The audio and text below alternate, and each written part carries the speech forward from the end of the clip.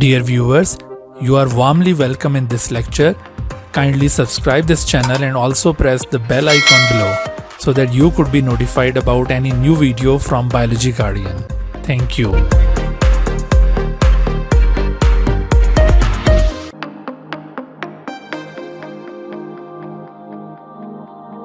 Bismillahirrahmanirrahim. Assalamu alaikum dear students. Welcome back in MDCAT Biology preparation, in which we are trying to cover all topics of biology according to the syllabi of University of Health Sciences, that is UHS, National University of Medical Sciences, that is NUMS, Educational Testing and Evaluation Agency of KPK, that is ETA, as well as MDCAT of other provinces taken by various examining bodies.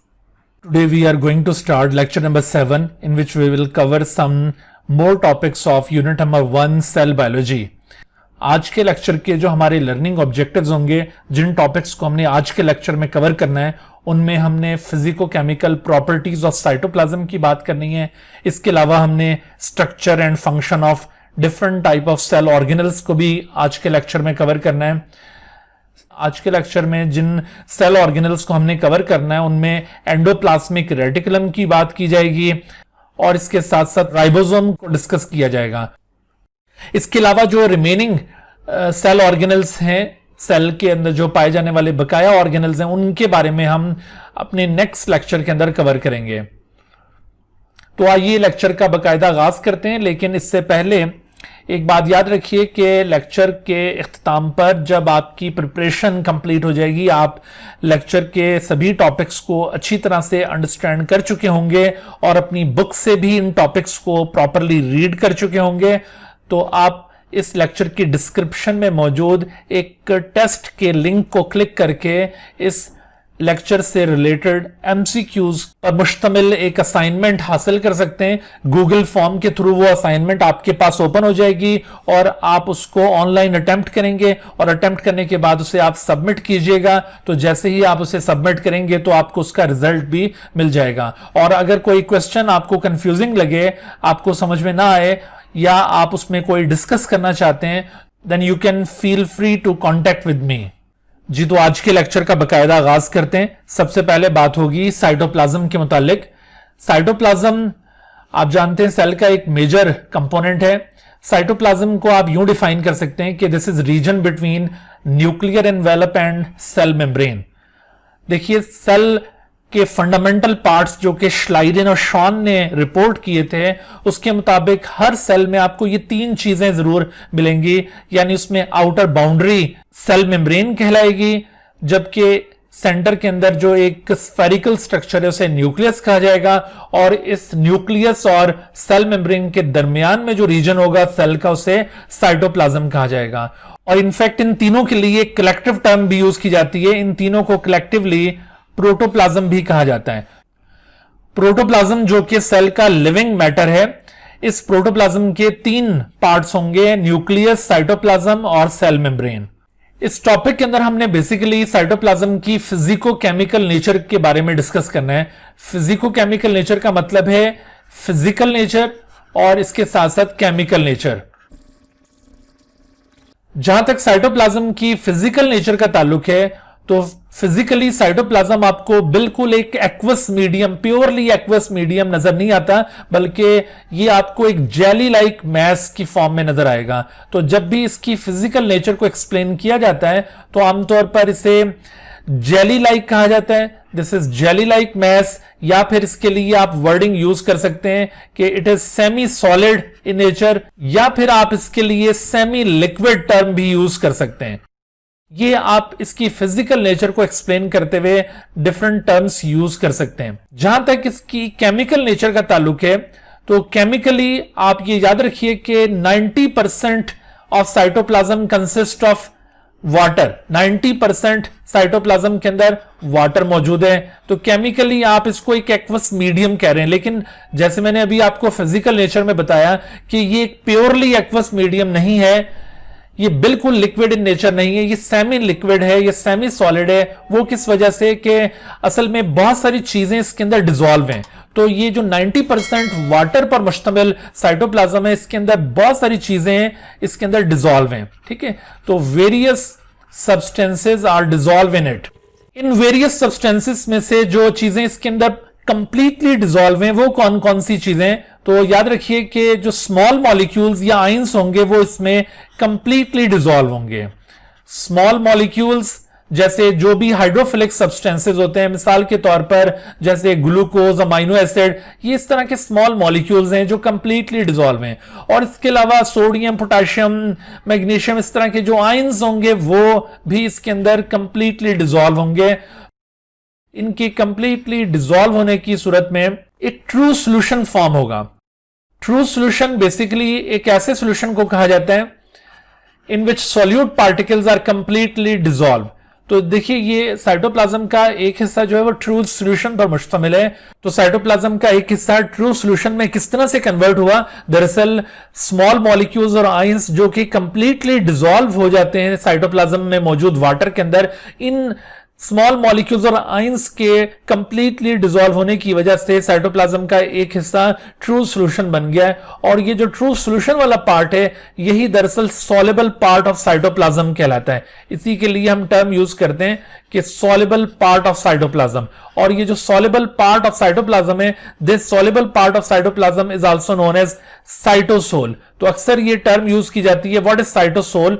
तो याद रखिए कि cytosol term is used for the soluble part of the cytoplasm, and this soluble part of cytoplasm consists of a true solution because various small molecules and ions are completely dissolved in water to make this true solution, and that act as a soluble part of the cytoplasm which is known as cytosol। और ये जो cytosol है metabolically active part होता है cytoplasm का, इसमें different type की chemical activities perform हो रही होती हैं। This is metabolically active part.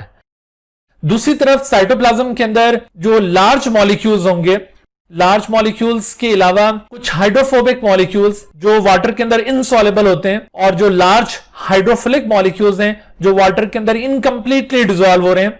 तो इनके इनकम्प्लीटली डिसॉल्व होने की वजह से यहां पर एक कोलाइडल सॉल्यूशन फॉर्म होगा। दरअसल कोलाइडल सॉल्यूशन एक ऐसा सॉल्यूशन होता है जिसमें solute particles are not completely dissolve, they are incompletely dissolve, और इनमें से कुछ जो है वो अनडिसॉल्व रहते हैं। तो इस तरह से जो सॉल्यूशन बनेगा उसे दरअसल कोलाइडल सॉल्यूशन कहा जाएगा। तो साइटोप्लाज्म का एक हिस्सा दरअसल कोलाइडल सॉल्यूशन पर मुश्तमिल है। देखिए इस कोलाइडल सॉल्यूशन वाले पार्ट में भी दो हिस्से होंगे। इसका एक हिस्सा ऐसा है जो कि आपको नॉन विस्कस नजर आएगा, यानी वो मोर लिक्विड इन नेचर है। तो उस नॉन विस्कस पार्ट को, जो कि ये साइटोसोल की तरह का है, इस नॉन विस्कस पार्ट को जो बहुत ज्यादा कंसेंट्रेटेड नहीं है, गाढ़ा नहीं है, उस नॉन विस्कस पार्ट को दरअसल सोल कहा जाता है। और इसी तरह से इसका एक हिस्सा जो है वो बहुत ज्यादा विस्कस होगा। तो ये जो मोर विस्कस पार्ट है इसका, this more viscous portion of colloidal solution is known as gel. तो मोस्टली साइटोप्लाज्म का जो पेरिफेरल पोर्शन होता है, पेरिफेरल पोर्शन से मतलब है ये बाहर की तरफ का जो हिस्सा है, this outer portion of the cytoplasm is more like a gel. ठीक है, ये जेल की तरह का है, यानी यहां पर ज्यादा लार्जर सब्सटेंसेस मौजूद होंगे जो कि कंप्लीटली डिसॉल्व नहीं हुए होंगे। और जबकि इनर पार्ट ऑफ साइटोप्लाज्म जो टुवर्ड्स द न्यूक्लियस आपको नजर आ रहा है, this is more liquid in nature, less viscous in nature, and it is known as sol. और ये इस साइटोसोल के साथ बहुत ज्यादा रिलेटेड है, क्योंकि साइटोसोल में भी आपको यही कैरेक्टरिस्टिक्स नजर आ रही हैं कि साइटोसोल भी सॉल्युबल पार्ट होता है साइटोप्लाज्म का। और साइटोसोल के अंदर आपने देखा था कि स्मॉल मॉलिक्यूल्स या आयंस कंप्लीटली डिसॉल्व हुए होते हैं। तो इस तरह से आपने देखा कि ये जो कोलाइडल सॉल्यूशन है इसमें भी ये दो हिस्से होते हैं, एक हिस्से को सोल और दूसरे हिस्से को जेल कहा जाता है। अच्छा, इसके अलावा देखिए कि ये जो साइटोप्लाज्म का पेरिफेरल रीजन जिसको हमने जेल कहा है, this region is also known as ectoplasm. This peripheral region is also known as ectoplasm. और इसी तरह से जो इनर पोर्शन होता है साइटोप्लाज्म का towards the nucleus, this is also known as endoplasm. तो इस तरह से आप ये टर्म्स भी यहां पे अप्लाई कर सकते हैं कि साइटोप्लाज्म के दो हिस्से हैं, एक पार्ट को एक्टोप्लाज्म कहा जाता है जो इसका पेरिफेरल पोर्शन है, आउटर पोर्शन है, और जबकि दूसरा पार्ट जो इसका इनर पोर्शन है उसे कहा जाता है एंडोप्लाज्म।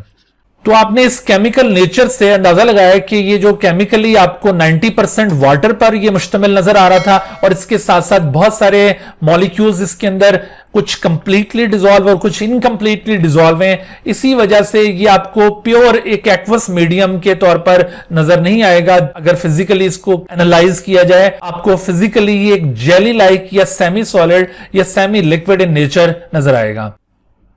जहां तक साइटोप्लाज्म के फंक्शंस का ताल्लुक है, तो साइटोप्लाज्म असल में सेल के अंदर दो इंपॉर्टेंट फंक्शंस या रोल्स के साथ कंसर्न है। उनमें से एक रोल है कि ये साइटोप्लाज्म सेल के अंदर वेरियस मेटाबॉलिक एक्टिविटीज की साइट के तौर पर एक्ट करता है। बहुत सारे मेटाबॉलिक इवेंट्स हैं जो साइटोप्लाज्म के अंदर परफॉर्म होते हैं।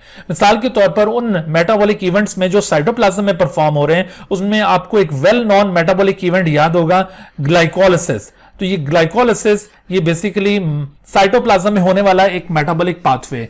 इसके अलावा, इस ग्लाइकोलिसिस के अलावा अगर और कोई मेटाबॉलिज्म आपसे पूछा जाए जो साइटोप्लाज्म के अंदर परफॉर्म हो रहा है, तो आप याद रखिए कि ये जितना भी एनारोबिक रेस्पिरेशन का पाथवे है, एनारोबिक रेस्पिरेशन, क्योंकि ग्लाइकोलाइसिस इटसेल्फ एनारोबिक रेस्पिरेशन में भी इंक्लूड होता है और ये एरोबिक रेस्पिरेशन का भी पार्ट है। तो ग्लाइकोलाइसिस के बाद एनारोबिक रेस्पिरेशन में आप जानते हैं कि कुछ और इवेंट्स भी इन्वॉल्व होते हैं, जैसे आपको ह्यूमन सेल के अंदर लैक्टिक एसिड फर्मेंटेशन का इवेंट नजर आएगा, और इसी तरह से आपको यीस्ट के अंदर आपको अल्कोहलिक फर्मेंटेशन का प्रोसेस नजर आएगा इस एनारोबिक रेस्पिरेशन की फॉर्म में। तो ये जो एनारोबिक रेस्पिरेशन के इवेंट्स हैं, ये भी कंप्लीटली साइटोप्लाज्म के अंदर परफॉर्म होते हैं।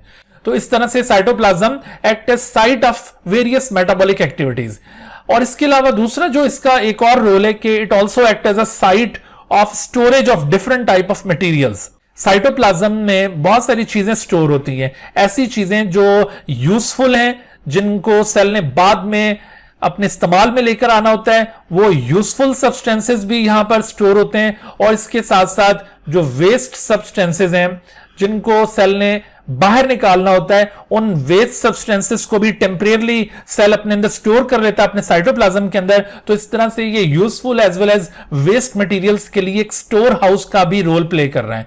यूजफुल मटेरियल्स क्या होंगे जो साइटोप्लाज्म के अंदर स्टोर हो रहे हैं? जैसे आपको याद होगा, आपने मसल सेल्स के अंदर ग्लाइकोजन का स्टोरेज पढ़ा है, ठीक है? तो ये ग्लाइकोजन का स्टोरेज या इसके अलावा मायोग्लोबिन का स्टोरेज, तो ये यूजफुल सब्सटेंसेस की एग्जांपल दी हैं जो साइटोप्लाज्म के अंदर स्टोर हो रहे हैं।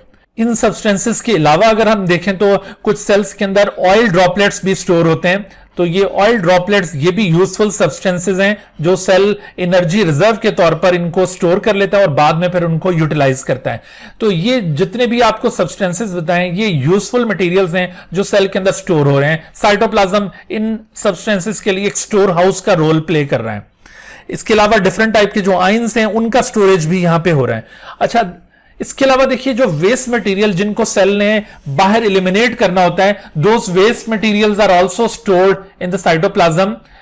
ऐसे वेस्ट मटेरियल्स जो साइटोप्लाज्म के अंदर स्टोर होंगे, जैसे आप देखिए कुछ प्लांट सेल्स के अंदर कैल्शियम ऑक्सिलेट आयंस स्टोर हो जाते हैं। तो ये कैल्शियम ऑक्सिलेट आयंस ये ऐसा वेस्ट मटेरियल जिसको प्लांट सेल ने एलिमिनेट करना होता है, और लेकिन ये साइटोप्लाज्म के अंदर स्टोर होगा।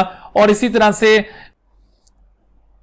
और फिर कुछ सेल्स कुछ अल्किलॉइड टाइप के कंपाउंड्स को स्टोर कर लेते हैं और उन अल्किलॉइड कंपाउंड्स को फिर जरूरत पड़ने पर बॉडी से बाहर निकाल देते हैं। या फिर रेजिन्स की सिक्रीशन जिन सेल से हो रही है, तो वो रेजिन भी असल में साइटोप्लाज्म के अंदर स्टोर होता है और फिर उसको टाइम पड़ने पर वो सेल अपने अंदर से बाहर निकाल देता है। तो इस तरह से जो वेस्ट मटेरियल जिनको सेल ने बाहर निकालना होता है, वो भी टेम्परेरली साइटोप्लाज्म के अंदर ही स्टोर होंगे और फिर जरूरत पड़ने पर उन वेस्ट से सेल छुटकारा हासिल कर लेता है। तो अभी हमने जो साइटोप्लाज्म का फंक्शन पढ़ा है, अगर हम इस फंक्शन को साइटोप्लाज्म के साथ रिलेट करें तो आप ये देखिए कि साइटोप्लाज्म का जो मैंने अभी आपको स्टोरेज रोल बताया है, तो ये दरअसल स्टोरेज रोल ये इसके जेल वाले पार्ट के साथ कंसर्न है। जेल जो कि आपको अभी बताया था कि ये इसका आउटर पोर्शन है, जिसे एक्टोप्लाज्म भी कहा जाता है। तो इसका दरअसल ये जो स्टोरेज रोल है ये जेल के साथ एसोसिएटेड है। जेल या outer portion of cytoplasm actually act as the store house of the cell. तो store house of the cell या storage role of the cytoplasm is actually associated with which part of the cytoplasm? तो it is associated with the gel of the cytoplasm. और इसी तरह से अगर आपसे कहा जाए कि which part of the cytoplasm is associated with its metabolic function, तो अभी जो हमने इसका मेटाबॉलिक रोल देखा, तो वो मेटाबॉलिक रोल दरअसल इसके सोल वाले पार्ट के साथ कंसर्न है, यानी जो इनर पोर्शन है वो दरअसल मेटाबॉलिकली एक्टिव पार्ट होता है और दरअसल उसी को साइटोसोल भी कहा जाता है। अभी मैंने आपको टर्म बताई थी यहां पर कि this soluble part of the cytoplasm is also known as cytosol। तो ये cytosol दरअसल मेटाबॉलिक रोल के साथ एसोसिएटेड है। तो इस तरह से आपने ये याद रखना है कि ये जो दोनों फंक्शंस हैं साइटोप्लाज्म के, ये साइटोप्लाज्म के डिफरेंट रीजन्स के साथ इस तरह से एसोसिएटेड है। देखिए, इस पॉइंट ऑफ व्यू से आपसे ये क्वेश्चन पूछा जा सकता है कि which of the following is the store house of the cell. तो जब ये ऑप्शंस दिए जाते हैं तो अक्सर बच्चे जब ये स्टोर हाउस का उनसे पूछा जाए तो फौरन उनका माइंड साइटोप्लाज्म की तरफ नहीं जाता, बल्कि वो फौरन माइटोकॉन्ड्रिया को पिक करने की कोशिश करते हैं, क्योंकि आमतौर पर माइटोकॉन्ड्रिया के बारे में टर्म बड़ी पॉपुलर है कि mitochondria are the power houses of the cell. तो ये दरअसल पावर हाउसेज हैं, ये स्टोर हाउसेज नहीं है। लेकिन जब भी ये किसी क्वेश्चन में स्टोर हाउस का वर्ड यूज किया जाता है तो अक्सर दिमाग माइटोकॉन्ड्रिया की तरफ चला जाता है, तो यहां पर अक्सर मिस्टेक हो जाती है।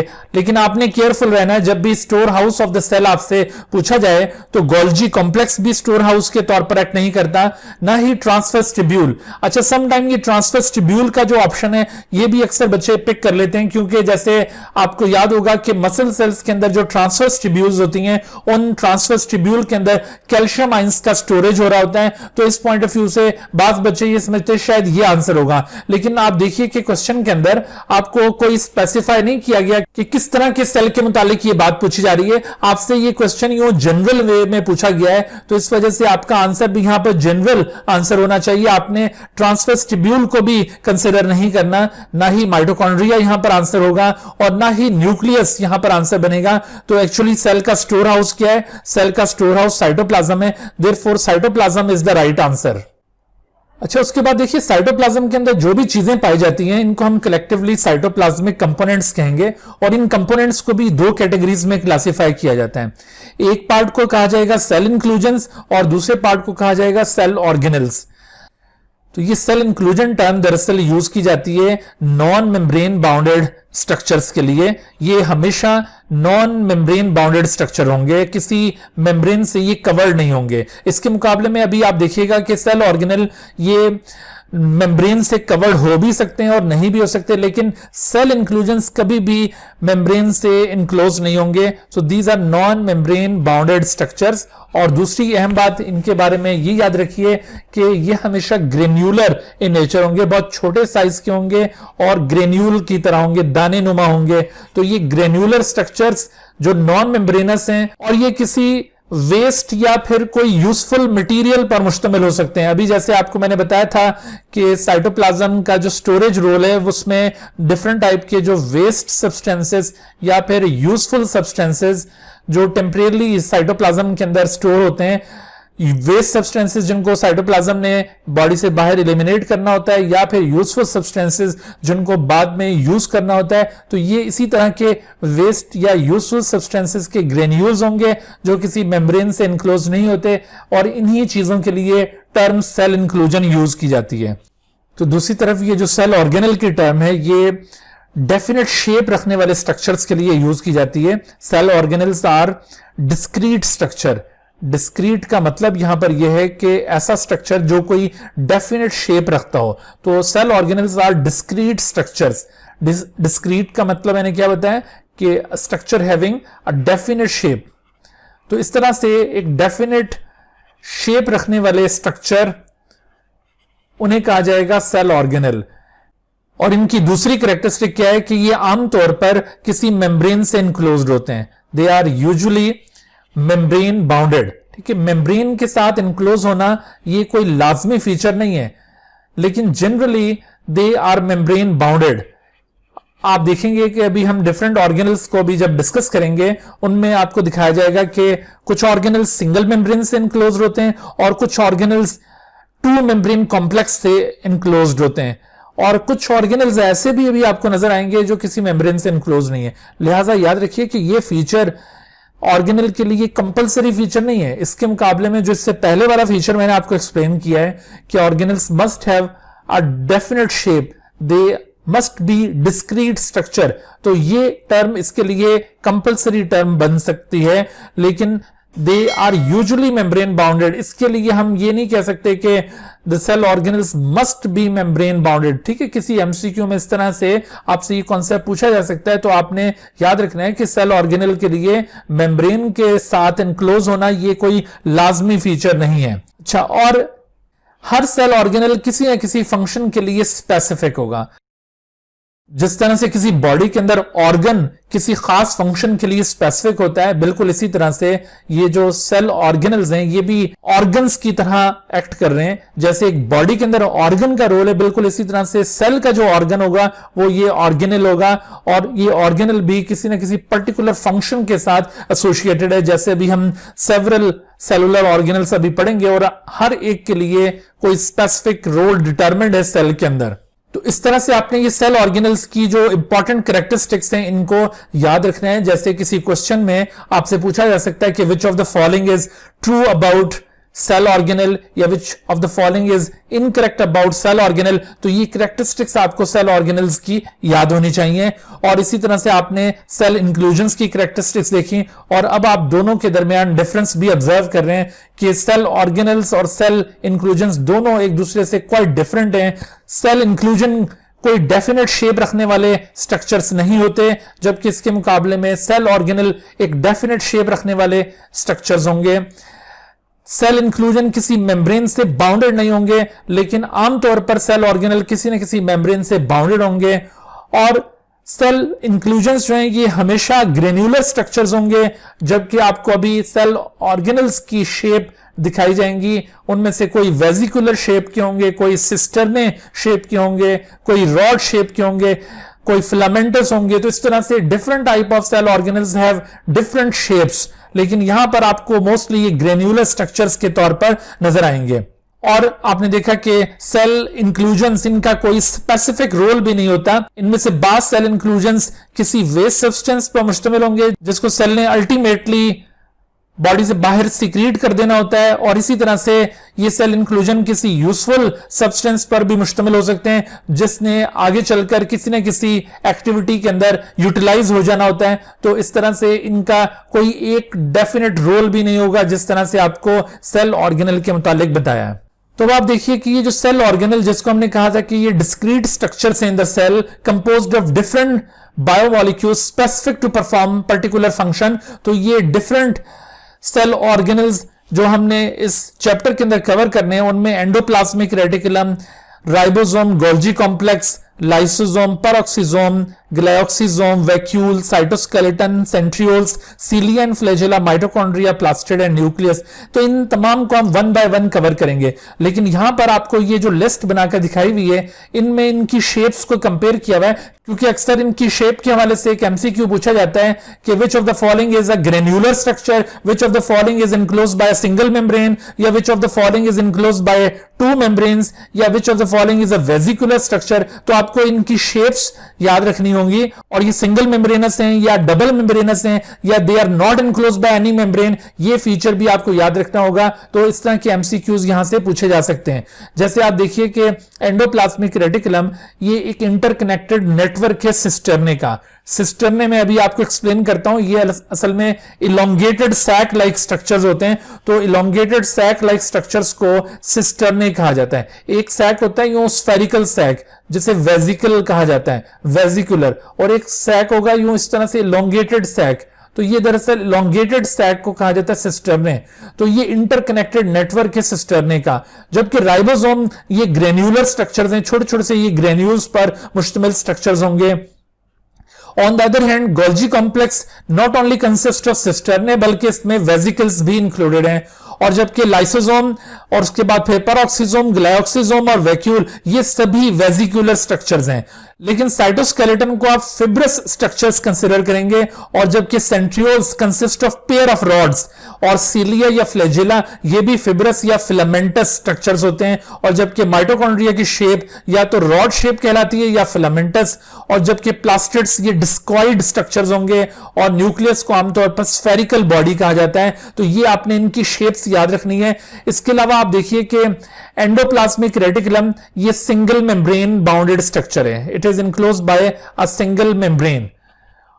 और इसी तरह से मजीद जो सिंगल मेम्ब्रेन से इनक्लोज स्ट्रक्चर्स हैं उनमें अगर देखा जाए तो ये जो गोल्जी कॉम्प्लेक्स है ये भी सिंगल मेम्ब्रेन बाउंडेड स्ट्रक्चर है, इसकी बॉडी भी एक सिंगल मेम्ब्रेन से इनक्लोज्ड है। Lysosome, peroxisome, glyoxysome, vacuole, all of them are enclosed by single membrane. लेकिन इसके बरक्स अगर आप ये राइबोसोम की बात करें तो ये नॉन मेम्ब्रेनस स्ट्रक्चर है, नॉन मेम्ब्रेनस। और इसी तरह से आप देखिए साइटोस्केलेटन भी नॉन मेम्ब्रेनस होगा, cytoskeleton is also non membranous structures. Centriole भी नॉन मेम्ब्रेनस है। सीलिया और फ्लैजेला ये मेम्ब्रेनस होंगे, they are enclosed by single membrane, they are enclosed by single membrane. बास बच्चे ये समझ रहे होते हैं कि शायद सीलिया या फ्लैजेला जस्ट एक अपेंडेज है, जस्ट एक फाइबर है, लेकिन अभी आप जब ये सीलिया और फ्लैजेला का स्ट्रक्चर देखेंगे तो आपको अंदाजा होगा कि ये माइक्रोट्यूब्यूल्स पर मुश्तमिल ये स्ट्रक्चर्स होंगे और इनके ऊपर भी मेम्ब्रेन इनक्लोज्ड होती है, so they are also enclosed by a single membrane. But on the other hand mitochondria, plastid and nucleus are double membrane bounded structure, तो ये सभी डबल मेम्ब्रेन बाउंडेड स्ट्रक्चर्स हैं। अगर आपको ये सारे पॉइंट्स इस तरह से याद रह जाएं तो कई एक एमसीक्यूज यहां से जो अराइज होते हैं शेप के हवाले से या उनके सिंगल या डबल या नॉन मेम्ब्रेन होने के हवाले से, वो एमसीक्यूज आप आसानी से सॉल्व कर सकते हैं। उसके बाद अब हम one by one in organelles को एक्सप्लोर करते हैं। सबसे पहले देखिए एंडोप्लाज्मिक रेटिकुलम। अभी मैंने आपको बताया था कि endoplasmic reticulum is an interconnected network of elongated sac like structures, जिसे सिस्टर्ने कहा जाता है, that often extend from nuclear membrane to the cell membrane throughout the cytoplasm. आपको देखिए इस तरह से सेल के अंदर ये पूरे साइटोप्लाज्म में बिखरे हुए ये चैनल्स नजर आएंगे। ये दरअसल इस तरह से इलोंगेटेड सैक पर मुश्तमिल ये स्ट्रक्चर्स होते हैं, और इस तरह के इलोंगेटेड सैक को क्या कहते हैं? सिस्टर्ने। तो आप देख रहे हैं कि ये अंदर से हॉलो स्पेस आपको नजर आ रही है जिसको सिस्टर्नल स्पेस या ल्यूमेन कहा जाता है, और इसके अलावा ये जो पूरा सैक है इसे कहा जाएगा सिस्टर्ने, और ये सैक्स आपस में इंटरकनेक्टेड हैं। The sacs are interconnected with each other, और पूरे साइटोप्लाज्म में ये बिखरे हुए हैं। एक तरफ से ये न्यूक्लियर एनवेलप के साथ यहां पर कनेक्टेड होते हैं, तो दूसरी तरफ यहां पर बाहर सेल मेम्ब्रेन के साथ इनका कनेक्शन किसी किसी जगह पर मिला हुआ होता है। तो इस तरह से ये interconnected network of elongated sac like structures that often extend from nuclear membrane to the cell membrane throughout the cytoplasm, they are called endoplasmic reticulum. Morphologically, endoplasmic reticulum can be differentiated into two different forms. One of them are called smooth endoplasmic reticulum, जिनकी surface बिल्कुल इस तरह से smooth होगी, उसके ऊपर कोई भी एक्स्ट्रा मटेरियल मौजूद नहीं होगा। लेकिन दूसरी तरफ there are certain endoplasmic reticulum जिनकी सरफेस के ऊपर राइबोसोम एसोसिएटेड होते हैं। Due to the presence of ribosome, the surface of these endoplasmic reticulum become rough, therefore they are called rough endoplasmic reticulum. तो इस तरह मॉर्फोलॉजिकली हम एंडोप्लाज्मिक रेटिकुलम की ये दो टाइप्स को यहां पे डिस्टिंग्विश कर सकते हैं। देखिए इस लिहाज से अगर आपसे ये क्वेश्चन पूछा जाए कि an interconnected network of elongated sac like structure that often extend from nuclear membrane to the cell membrane throughout the cytoplasm is called, तो ये मैंने अभी अभी आपको चूंकि डेफिनेशन समझाई थी, तो आप इस वजह से इसको फौरन से सॉल्व कर सकते हैं कि ये ना तो गोल्जी कॉम्प्लेक्स हो सकता है, ना ही ये माइक्रोट्यूब्यूल हो सकते हैं, ना ही ये माइक्रोफिलामेंट्स हो सकते हैं, ना ही ये इंटरमीडिएट फिलामेंट्स हो सकते हैं, बल्कि ये दरअसल एंडोप्लाज्मिक रेटिकुलम है। लिहाजा इसका करेक्ट आंसर क्या बनेगा यहां पर? None of them. तो ये एंडोप्लाज्मिक रेटिकुलम के लिए ये डेफिनेशन सजेस्ट की जाती है जो आपसे पूछी गई है। तो अभी हम जितने भी ऑर्गेनल्स अभी पढ़ने जा रहे हैं उन ऑर्गेनल्स की ये जो करेक्टरिस्टिक डेफिनेशन मैं आपको बताऊंगा उसको आपने जरूर याद रखना है, ताकि उसके ऊपर बेस करके कोई एमसीक्यू बनाया जाए तो आप उसको इजीली सॉल्व कर सकें। एक और क्वेश्चन मुलाहिजा कीजिए कि all of the following are incorrect about the shape of endoplasmic reticulum except, तो आप देखिए कि ए ऑप्शन है इलोंगेटेड सैक लाइक स्ट्रक्चर, ये तो करेक्ट नजर आ रही है ये बात, लेकिन हम मजीद ऑप्शंस को भी एक्सप्लोर करेंगे। स्फेरिकल सैक लाइक स्ट्रक्चर ये इनकरेक्ट है।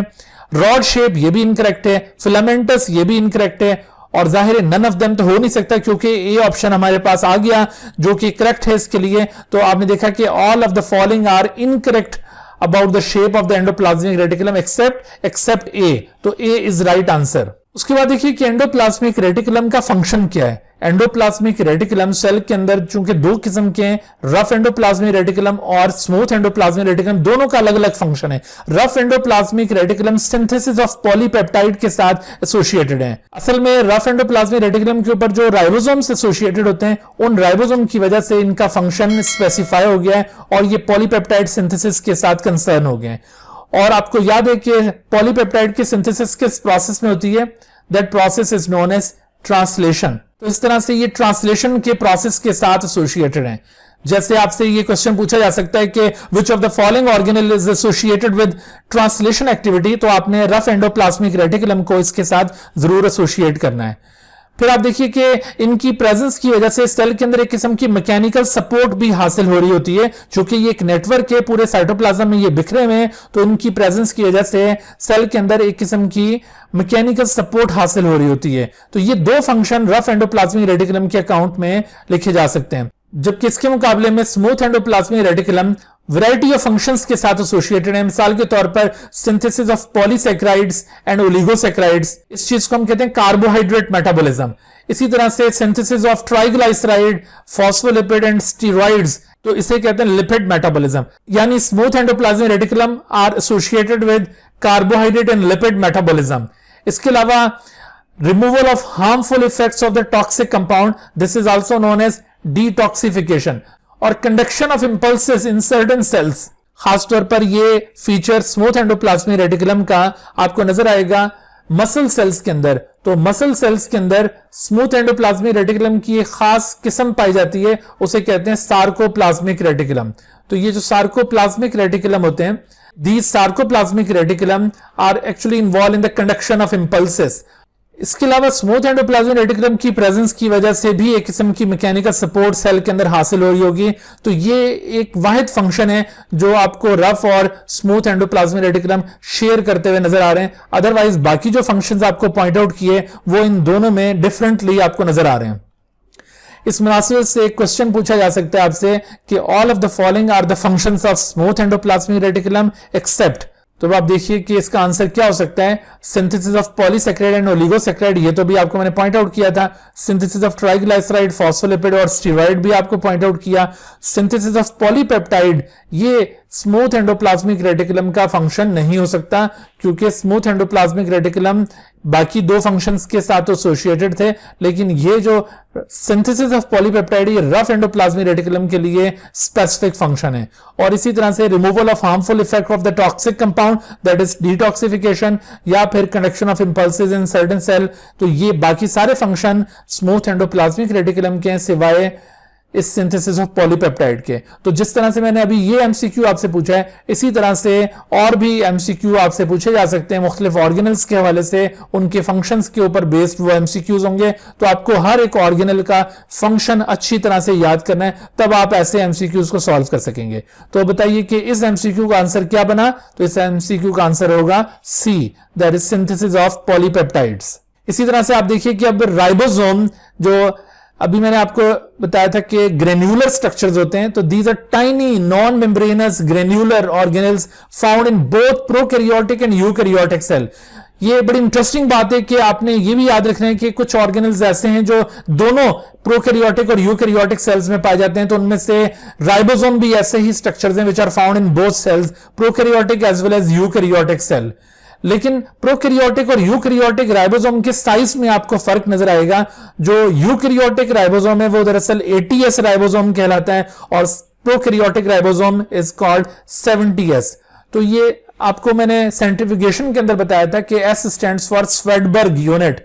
तो ये स्वेडबर्ग यूनिट दरअसल इनका सेडिमेंटेशन कोएफिशिएंट है, यानी ये रेट ऑफ सेडिमेंटेशन को इंडिकेट कर रहा है। तो जिस भी कंपोनेंट का ये सेडिमेंटेशन कोएफिशिएंट लोअर होगा तो इसका मतलब है कि उसका साइज एक्चुअली लोअर होता है। तो इस तरह से आप देखिए कि ये छोटे साइज वाले राइबोसोम जिनका साइज तकरीबन कोई 18 to 22 नैनोमीटर पर मुश्तमिल है, ये दरअसल प्रोकैरियोटिक राइबोसोम कहलाते हैं। On the other hand slightly larger ribosome जिनको एटीएस राइबोसोम कहा जाता है, जिनका साइज तकरीबन कोई 25 नैनोमीटर के करीब होता है, तो these 25 nanometer larger ribosomes are called eighty S ribosome, जो कि टिपिकली प्रोकैरियोटिक राइबोसोम्स हैं। अच्छा, राइबोसोम चाहे यूकैरियोटिक हो या प्रोकैरियोटिक हो, ribosome always consist of two subunits. One is known as larger subunit and the other is known as smaller subunit. और ये जो दोनों सब यूनिट्स होते हैं ये भी डिफरेंट सेडिमेंटेशन कोएफिशिएंट शो कर रहे होते हैं, इनकी भी डिफरेंट एस वैल्यू होगी। In case of ATS ribosome the larger सब unit is 60s and smaller सब यूनिट इज 40s। लेकिन जब दोनों सब यूनिट आपस में कंबाइन करेंगे तो इनकी कॉम्बिनेशन से जो एक ओवरऑल राइबोसोम बनेगा उसका जो ओवरऑल सेडिमेंटेशन रेट है वो एटीएस बन जाएगा। असल में देखो, कभी भी जो सेडिमेंटेशन रेट होता है वो इंडिविजुअल यूनिट्स के जो सेडिमेंटेशन रेट्स हैं उनके सम के बराबर नहीं होता। असल में ये डिपेंड करता है कि how compactly they are pack together. तो जितना कोई दो चीजें ज्यादा फर्मली, ज्यादा कॉम्पैक्टली पैक होंगी तो उतना फिर ये जो आपको डिफरेंस है वो ज्यादा नजर आएगा। जैसे इसका सम किया जाए तो 100 बनेगा, लेकिन आप देखिए ये एटीएस राइबोसोम्स हैं। सिमिलरली आप देखिए कि प्रोकैरियोटिक राइबोसोम में लार्जर सब यूनिट 50s का है और स्मॉलर सब यूनिट 30s का है, लेकिन ये दोनों जब कंबाइन करते हैं तो वैसे तो सम 80 बन रहा है, लेकिन इनकी जो कॉम्पैक्टेशन है उसकी वजह से इसका जो ओवरऑल सेडिमेंटेशन रेट बन रहा है वो 70s है। इस हवाले से देखिए कि अगर आपसे क्वेश्चन पूछा जाए कि which of the following are tiny non membranous granular structure found in both prokaryotic and eukaryotic cell, तो आपने लाजमी तौर पर राइबोसोम को कंसिडर करना है। तो आप देखिए कि गोल्जी कॉम्प्लेक्स भी ऐसे नहीं है, माइक्रोबॉडीज भी ऐसी नहीं है, न्यूक्लियस भी ऐसा नहीं है और ना ही मेसोसोम ऐसे हैं। तो इस तरह से आंसर क्या बनेगा? None of them. उसके बाद आप देखिए कि राइबोसोम की अकरेंस, अगर राइबोसोम को हम सेल के अंदर देखें किस जगह पर मौजूद होते हैं, तो एक यूकैरियोटिक सेल के अंदर राइबोसोम आपको 4 डिफरेंट स्टेट्स में मिलेंगे। यूकैरियोटिक सेल में राइबोसोम ना सिर्फ आपको एंडोप्लाज्मिक रेटिकुलम की सरफेस के ऊपर अटैच मिलेंगे और उनको वो रफ बना रहे होते हैं, बल्कि ये आपको यूकैरियोटिक साइटोप्लाज्म में फ्रीली डिस्पर्स्ड या स्कैटर्ड फॉर्म में भी नजर आएंगे। लेकिन इंटरेस्टिंग बात यह है कि एक यूकैरियोटिक सेल के अंदर आपको राइबोसोम इन 2 पोजीशंस के अलावा माइटोकॉन्ड्रियल मैट्रिक्स में भी नजर आएंगे। माइटोकॉन्ड्रिया के मैट्रिक्स के अंदर भी ये राइबोसोम प्रेजेंट होते हैं और इसके साथ साथ ये जो क्लोरोप्लास्ट का स्ट्रोमा है, the stroma of the chloroplast, इसके अंदर भी ये राइबोसोम्स मौजूद होते हैं। तो आप देखिए कि ये दोनों यूकैरियोटिक सेल ऑर्गेनेल्स हैं, इनके अंदर भी इनके अपने राइबोसोम्स प्रेजेंट हैं। In this way you can say that ribosomes in a eukaryotic cell are found in 4 different states. One, they are attached on the surface of endoplasmic reticulum and make them rough. Second, they are freely dispersed or scattered in the cytoplasm. Third, they are dispersed in the mitochondrial matrix. And number 4, they are also dispersed in the chloroplast stroma. लेकिन यहां पर interesting बात यह है कि जो ribosome freely scattered हैं और जो राइबोसोम यहां पर एंडोप्लाज्मिक रेटिकुलम के साथ एसोसिएटेड हैं, ये तो टिपिकली एटीएस राइबोसोम है, यानी जो अभी आपको मैंने यूकैरियोटिक राइबोसोम बताए थे ये वो वाले हैं। लेकिन those ribosomes which are present in mitochondrial matrix और in the chloroplast stroma, these ribosomes are actually 70s type of ribosome.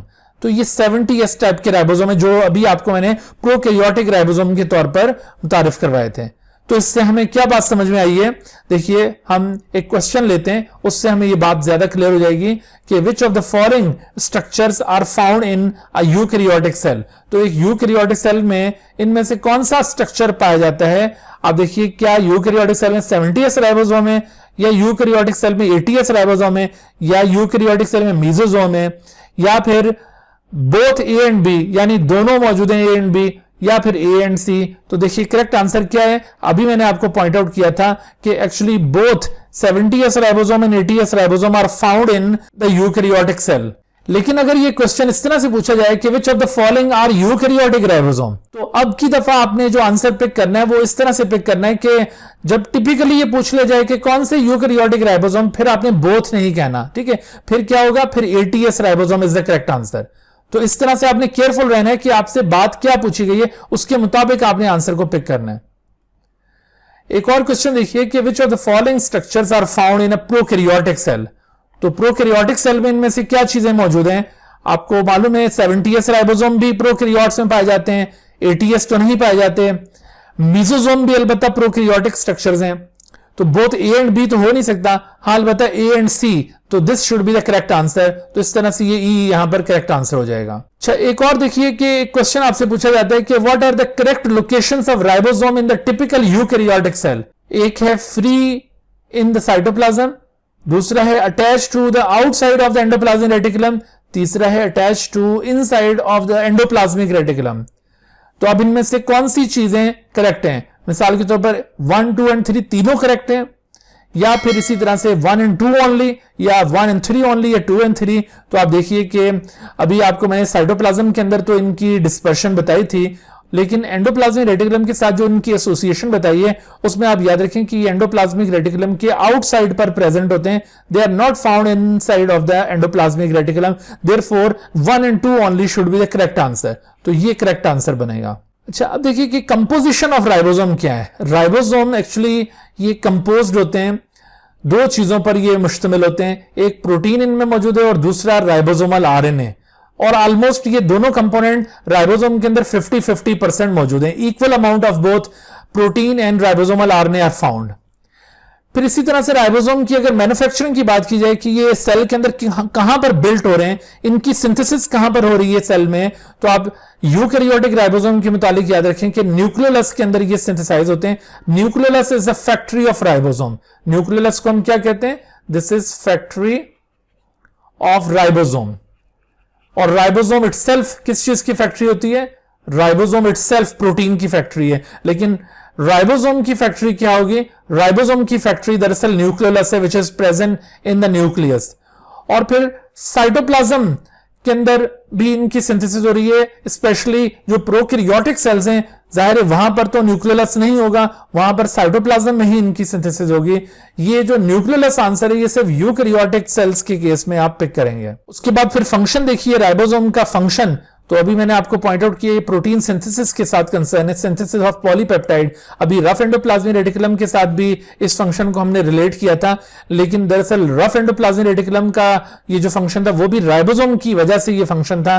तो राइबोसोम का इटसेल्फ अगर फंक्शन पूछा जाए तो तब भी आपने यही बताना है। ठीक है, अगर आपसे किसी क्वेश्चन में पूछा जाता है कि which of the following organelles are associated with translation, तो रफ एंडोप्लाज्मिक रेटिकुलम या राइबोसोम या बोथ ऑफ देम या नन ऑफ देम, तो आपने बोथ ऑफ देम को पिक करना होगा। अच्छा राइबोसोम के बारे में याद रखिए कि जो अभी मैंने आपको पॉइंट आउट किया कि राइबोसोम के ये 2 सब यूनिट्स होते हैं, लेकिन ये दोनों सब units before the start of their activity ये अलग-अलग होते हैं। They only attach together at the time of their function. जब ये एक दूसरे के साथ अटैच होंगे तभी ये अपना फंक्शन परफॉर्म कर सकेंगे। So both ribosomal subunits are generally attach together at the time of their function. और ये अटैच होते कैसे हैं? How they are attach together? तो अटैचमेंट में एक तो यहां पर मैसेंजर आरएनए इनके साथ अटैच होगा, और दूसरा एक्चुअली मैग्नीशियम आयंस ये कंट्रोल करते हैं इनकी बाइंडिंग को, या फिर salt bonds between the phosphate groups of ribosomal RNA and the amino acids, amino groups of the amino acids, या फिर दोनों के जरिए both magnesium ions and salt bonds both control the binding of ribosomal सब units. इस तरह से इनकी बाइंडिंग होगी eight the time of their function. और फंक्शन के वक्त जब ये एक दूसरे के साथ इस तरह से एसोसिएट कर जाते हैं और मैसेंजर आरएनए के साथ अटैच हो जाता है, तो ऐसी सूरत में अब राइबोसोम के अंदर हम 3 इसके फंक्शनल रीजन्स को डिफरेंशिएट कर सकते हैं। इसकी एक जगह कहलाएगी ई साइट। ई साइट दरअसल एग्जिट साइट कहलाती है। इसकी एक जगह कहलाएगी पी साइट, तो पी साइट दरअसल पेप्टाइडल साइट कहलाती है। और एक जगह होगी इसकी ए साइट, तो ए साइट दरअसल ये इसकी अमाइनोसिल साइट कहलाती है। एक्चुअली होता यह है कि जो सबसे पहला ट्रांसफर आरएनए अपना अमाइनो एसिड लेकर आता है, देखिए जो फर्स्ट अमाइनोसिल टीआरएनए कॉम्प्लेक्स होगा उसने मेथियोनिन को पकड़ा हुआ होगा, और वो हमेशा जो मैसेंजर आरएनए का पहला कोडान है उसके ऊपर आकर बाइंड करता है, और उस वक्त वो कोडान पी साइड पर मौजूद होगा, लिहाजा ये ट्रांसफर आरएनए इस जगह पर आकर बाइंड कर जाएगा। उसके बाद फिर जो नेक्स्ट टीआरएनए होगा वो नेक्स्ट टीआरएनए दरअसल ए साइड के ऊपर बाइंड करता है। तो नेक्स्ट टीआरएनए जब ये ए साइड के ऊपर इस तरह से यहां पे बाइंड करेगा तो उस नेक्स्ट टीआरएनए के पास भी एक अदद अमाइनो एसिड मौजूद होगा, और इस टीआरएनए की यहां पर बाइंड करने के बाद इसका ये जो अमाइनो एसिड है वो पहले से मौजूद अमाइनो एसिड के साथ रिएक्ट करेगा। तो इस तरह पी साइड से एक एंजाइम निकलता है जो इन दोनों अमाइनो एसिड को आपस में लिंक कर देता है और इस तरह से एक डाइपेप्टाइड फॉर्म हो जाती है। और जब ये इवेंट कंप्लीट हो जाते हैं तो जो राइबोसोमल सब यूनिट हैं वो अब मैसेंजर आरएनए की ओर स्लाइड करते हैं, लिहाजा ये पूरा कॉम्प्लेक्स ये ई साइड पर मूव कर जाएगा और ई साइड से ये टीआरएनए जिसने अपना फंक्शन कंप्लीट कर लिया, जिसने अपना अमाइनो एसिड लूज कर दिया यहां पर, तो वो टीआरएनए एग्जिट साइड से बाहर निकल जाएगा और जबकि ये टीआरएनए जिसके पास अब दो अमाइनो एसिड हैं वो पी साइड पे आ जाएगा और ए साइड अगेन एक नया टीआरएनए एक्सेप्ट करने के लिए, एक नया tRNA amino acid complex accept करने के लिए रेडी हो जाएगी। इस तरह से ये जो तीनों साइट्स हैं इनका डिफरेंट रोल है। आपने याद रखना है कि अमाइनो एसिड टीआरएनए साइट ये क्या कर रही है, इट अडॉप्ट्स या it provides the attachment site और binding site for aminoacyl tRNA complex. जो भी अमाइनोसिल टीआरएनए कॉम्प्लेक्सेस होंगे वो हमेशा ए साइट के ऊपर बाइंड करेंगे, लेकिन इसमें आपने केयरफुल रहना है कि जो फर्स्ट अमाइनोसिल टीआरएनए कॉम्प्लेक्स होगा वो डायरेक्टली पी साइट के ऊपर आकर बाइंड करता है, जैसे ये बाइंड किया हुआ नजर आ रहा है, वो ए साइट पर बाइंड नहीं करता। लेकिन उसके बाद वाले जितने भी अमाइनोसिल टीआरएनए कॉम्प्लेक्सेस होंगे वो हमेशा ए साइट पर ही बाइंड करेंगे। और इसके अलावा आप याद रखिए कि जब ट्रांसलेशन का प्रोसेस टर्मिनेट होता है तो आपने एक बात पढ़ी होगी कि ट्रांसलेशन के प्रोसेस को टर्मिनेट करने के लिए एक चीज यहां पर इस्तेमाल होती है, उसे कहते हैं रिलीज फैक्टर। तो वो जो रिलीज फैक्टर है या टर्मिनेशन फैक्टर वो दरअसल वो भी ए साइट के ऊपर बाइंड करता होता है। तो आपने ए साइट का रोल याद रखना है कि ना सिर्फ अमाइनोसिल टीआरएनए कॉम्प्लेक्स यहां पे बाइंड करेगा बल्कि जो आखिर में ट्रांसलेशन के एंड पर रिलीज फैक्टर होगा वो भी इसी साइट के ऊपर बाइंड करेगा। जबकि पेप्टाइडल साइट का क्या रोल है, एक तो पेप्टाइडल साइट सबसे पहले अमाइनोसिल टीआरएनए कॉम्प्लेक्स को अटैचमेंट प्रोवाइड कर रही है और दूसरा पेप्टाइडल साइट का जो मेन रोल है वो ये कि जो मैंने अभी आपको बताया था कि यहां से एक एंजाइम अराइज होगा और वो एंजाइम इस रिएक्शन को कैटेलाइज करेगा। उस एंजाइम का नाम है पेप्टाइडल ट्रांसफरेज। तो ये जो पेप्टाइडल ट्रांसफरेज एंजाइम है ये एंजाइम दरअसल पेप्टाइडल टीआरएनए साइट से ओरिजिनेट हो रहा है। तो इस तरह ये इसका रोल हो गया। और एग्जिट साइट का क्या रोल है, exit site actually provides the exit to the empty tRNA. वो टीआरएनए जो अपना अमाइनो एसिड यहां पे लूज कर चुका होगा वो इस एग्जिट साइट से बाहर निकल जाएगा। तो इस तरह से ये तीनों साइट मिलकर काम कर रही होती हैं। Eight the time of translation आप अगर राइबोसोम को देखें तो राइबोसोम एक चेन की शक्ल में आपको समटाइम नजर आते हैं। जरूरी नहीं है कि हमेशा ये इसी तरह चेन की फॉर्म में हो, कभी कभार ये एक राइबोसोमल कॉम्प्लेक्स एक सिंगल मैसेंजर आरएनए के साथ भी एसोसिएटेड हो सकता है, लेकिन आपको कई दफा ये इस तरह से एक चेन ऑफ राइबोसोम नजर आएगी। Such a chain of ribosome is known as polysome या पॉलीराइबोसोम। आपको इस डायग्राम के अंदर इस पॉलीसोम के जो डिफरेंट कंपोनेंट्स हैं उनके बारे में बताया गया है। जैसे आप देख रहे हैं कि इस वक्त ये जो ए आपको नजर आ रहा है ये दरअसल messenger RNA, this is actually mRNA.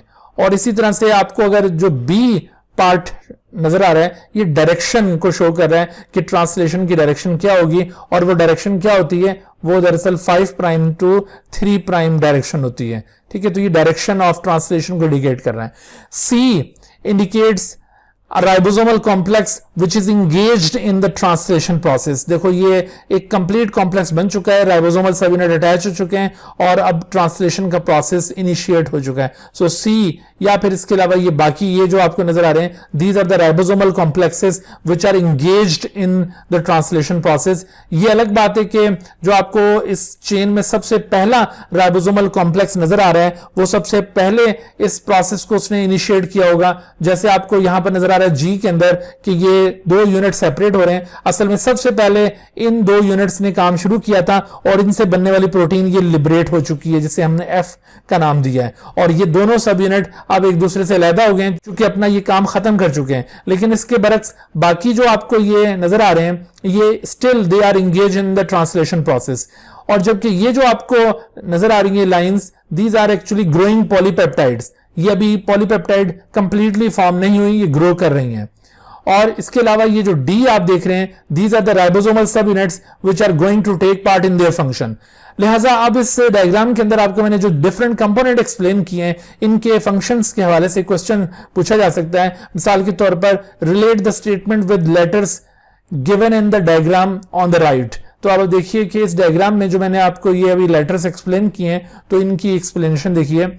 अब ये 1 2 3 से लेकर ये 7 तक आपको ये डिफरेंट ऑप्शंस दिए गए हैं, तो आपने इनको रिलेट करना है कि ये जो कोई भी एक स्टेटमेंट है ये किस लेटर के साथ करस्पॉन्ड कर रही है। मिसाल के तौर पर डायरेक्शन ऑफ ट्रांसलेशन क्या होगी, तो direction of translation is represented by B, तो B is the correct answer. For example ribosomal subunit that are going to take part in the translation, ये क्या हो सकते हैं, तो अभी मैंने आपको बताया था ये जो डी वाले राइबोसोम ये वो यूनिट्स हैं which are going to take part in their function. और ribosomal subunits that have completed their task, अब वो कौन से राइबोसोमल यूनिट्स हैं जो अपना टास्क कंप्लीट कर चुके हैं, तो वो ये रहेगी जी, यहां पे आंसर होना चाहिए, तो ये देखिए जी answer. Ribosomal subunits that are engaged in translation, तो वो अभी मैंने आपको पॉइंट आउट किया था कि ये जो सी है this should be the answer, तो इस तरह से ये C is the answer of this. और ग्रोइंग पॉलीपेप्टाइड्स कौन सी हैं, तो ग्रोइंग पॉलीपेप्टाइड्स अभी आपको पॉइंट आउट किया गया था कि ये ई के जरिए रिप्रेजेंट किया गया है, तो इस तरह से ये ग्रोइंग पॉलीपेप्टाइड। और कंप्लीटली फॉर्म्ड पॉलीपेप्टाइड, तो this F is the completely formed polypeptide, तो इस तरह से ये एफ। और एमआरएनए क्या चीज है, तो एमआरएनए इज रिप्रेजेंटेड बाय ए, तो ए के साथ एमआरएनए को रिप्रेजेंट किया हुआ है। इस तरह से ये क्वेश्चन यहां से पूछे जा सकते हैं। अच्छा बच्चों, आज का ये लेक्चर हम इसी जगह पर कंक्लूड करते हैं। उम्मीद है कि इस लेक्चर में जितने भी कंटेंट्स आपको एक्सप्लेन किए गए हैं आपको बखूबी वो समझ में आ चुके होंगे, और इस लेक्चर के जितने भी लर्निंग ऑब्जेक्टिव्स थे उनको आपने सक्सेसफुली अचीव कर लिया होगा। और अगर इसके बावजूद आपके माइंड में कोई क्वेश्चन अराइज होता है इन टॉपिक से रिलेटेड, तो आप बगैर किसी हेजिटेशन के मुझसे वो क्वेश्चन पूछ सकते हैं। इस लेक्चर में जितने भी कंटेंट्स आपको एक्सप्लेन किए गए हैं उनको आप अच्छी तरह से समझने के बाद अपनी बुक्स में से इन टॉपिक्स को अच्छी तरह से रिवाइज कीजिए, और जब आप ये यकीन कर लें कि आपकी रिवीजन कंप्लीट हो गई है, तो उसके बाद फिर आप इन टॉपिक्स से रिलेटेड एमसीक्यूज की असाइनमेंट सॉल्व कीजिए। असाइनमेंट के लिए आप इस वीडियो के डिस्क्रिप्शन में एक लिंक मुलाहिजा कर रहे हैं, आप उस लिंक को क्लिक करेंगे तो गूगल फॉर्म्स के थ्रू आपको वो एमसीक्यूज असाइनमेंट ऑनलाइन दस्तयाब हो जाएगी। आप उसको उसी जगह पर अटेम्प्ट कीजिए, और अटेम्प्ट करने के बाद जैसे ही आप उसको सबमिट करेंगे तो आपको उसका रिजल्ट भी मिल जाएगा। आपको ये अंदाजा हो जाएगा कि आपके कौन से क्वेश्चंस उसमें गलत हुए हैं, तो आप उन क्वेश्चंस को दोबारा अपनी बुक में रिव्यू कर सकते हैं, या फिर अगर कोई प्रॉब्लम आप फेस कर रहे हैं जो आपको समझ में नहीं आ रही, तो आप वो मेरे साथ शेयर कर सकते हैं। इंशाल्लाह मैं आपको सेटिस्फाई करने की मुकम्मल कोशिश करूंगा। अच्छा बच्चों, अब आपसे मुलाकात होगी अगले लेक्चर में। तब तक के लिए इजाजत, अपने घर में रहिए, महफूज रहिए और इन लेक्चर से इस्तिफादा हासिल करते रहिए। मुझे आप इजाजत दीजिए इस दुआ के साथ कि अल्लाह ताला हम सब के लिए आसानियां अता फरमाए और अपनी हिफ्ज़ व अमान में रखे। अल्लाह हाफिज। Dear viewers, thank you for watching this video.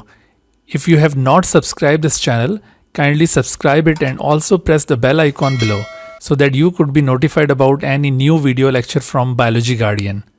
And also do not hesitate to ask any question regarding this lecture. My contacts are shown on the screen. Thank you once again.